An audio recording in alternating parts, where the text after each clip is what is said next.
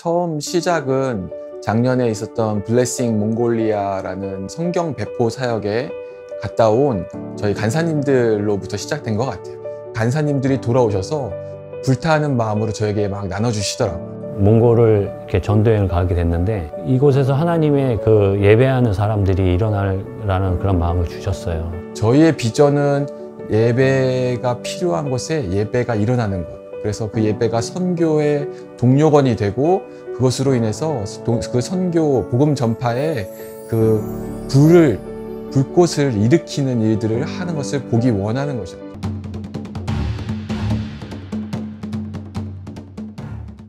먼저는 코로나의 상황이 올지 모르는 상태에서 저희는 처음에 몽골의 예배자들과 또 한국의 예배자들이 함께 몽골과 제주를 오가면서 예배 학교를 할 수 있겠다라는 기대감이 굉장히 컸었어요. 저희로서는 너무 당황스러웠죠. 들어갈 수도 없고 나올 수도 없는 상황이 되면서 코로나 딱 이제 시작을 하고 몽골에 점점 이것들이 심각해지면서 몽골에는 문이 닫힌 상태에서 열릴 기미도 안 보이고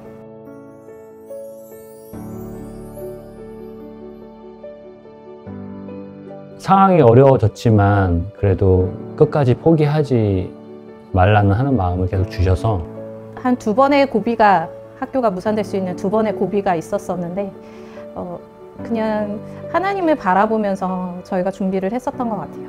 저희가 함께 모여서 기도하는데 저에게 포기하지 말라는 마음을 계속 주시는 거예요.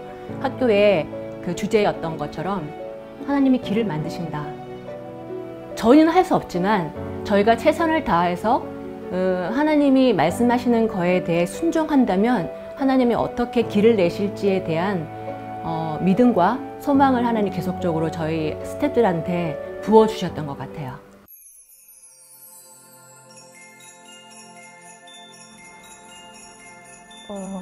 이게 과연 될까? 라는 생각이 제일 먼저 들었어요. 왜냐하면 예배학교는 같이 예배하고 또 함께 예배하는 것을 통해서 많이 배우고 또 서로 이렇게 소통되어지는 부분이 되게 많거든요. 그리고 예배학교의 그 콘텐츠 중에 되게 다양한 것들이 많이 있어요. 레슨하는 부분도 있고 다양한 예배들을 경험하는 것도 있고 온라인으로 한다는 것에 대해서 저희가 강의의 어떤 포맷으로 된 온라인은 많이 접했지만 이 예배학교 특성상 예배를 또 드려야 하는 학교이기 때문에 처음엔 그림이 그려지지 않았어요. 그래서 이것들을 어떻게 우리가 할 수 있을까에 대한 질문은 있었던 것 같아요. 몽골 같은 경우는 상황이 굉장히 열악한 그런 상황이거든요. 와이파이를 사용하지 않고 일반 핸드폰을 테더링해서 강의를 듣는 그런 시스템으로 있는데 근데 과연 이런 상황에서 할 수 있을까? 한번 정전된 적이 있었는데 그것이 참 기억에 남는 것 같아요. 강사님은 하와이 코나에 계셨고 그것을 통역해 주시는 분은 울란바토르에 계셨고 레앙에 저희 학생들, 제주에는 저희 간사들이 있어서 4곳이 연결되어져서 하고 있었고 그것은 주 초였어요. 그래서 강의를 시작한 지 얼마 안 됐는데 갑자기 다르앙에 있었던 학생분들이 깜깜해지는 거예요. 까맣게 되어졌고 그래서 왜 이러지? 뭐가 문제지? 막 이러면서 정전됐나 보다. 그래서 저희가 이제 메신저로 연락을 하고 했더니 정전이 됐다고 하더라고요. 그래서 그러면 오늘은 못하겠구나. 전기가 나가는데 영상이 끊기지가 않는 거예요. 이유가 뭐냐면 만약에 와이파이로 했다면 그게 전기가 끊어지면은 이것도 화면도 끊어져야 되는데 이게 다행히 핸드폰을 사용해서 하기 때문에 이게 영상이 안 끊기는 거예요. 그래서 그냥 강의를 계속 진행할 수 있었어요. 학생들이랑 간사님들이 친해지기 위해서 펌데이를 하거든요.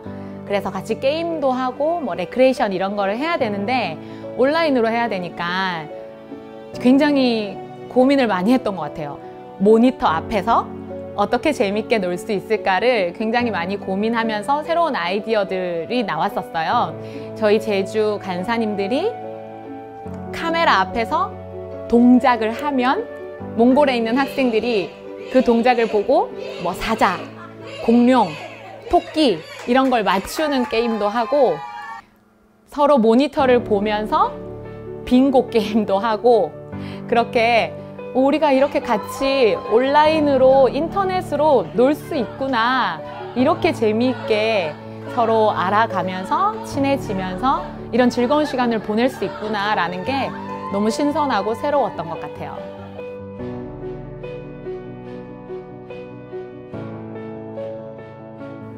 예배 대상 되시는 하나님을 바라보고 예배할 때는 정말 아무것도 가로막힘이 없구나.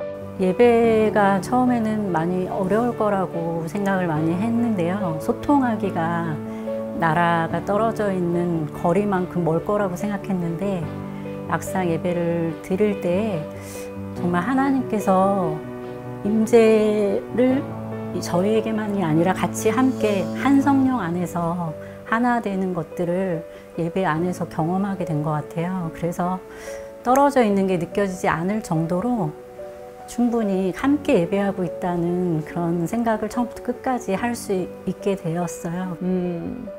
특별히 온라인으로 예배를 드린다는 생각을 안 했어요.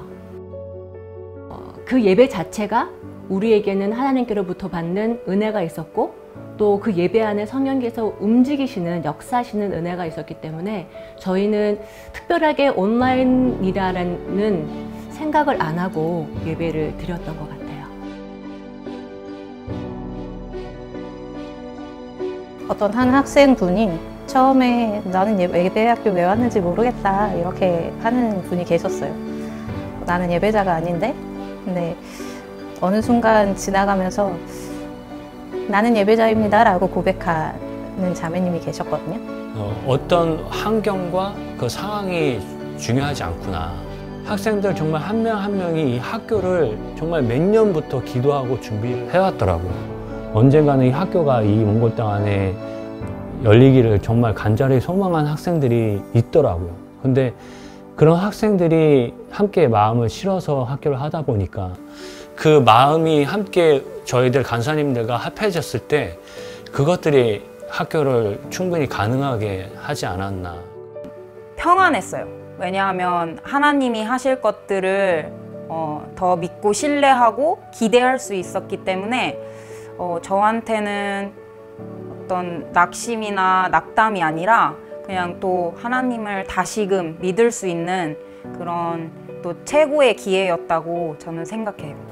우리 하나님은 약속을 지키시는 하나님이시고 우리의 마음의 소원을 이루시는 하나님이시다.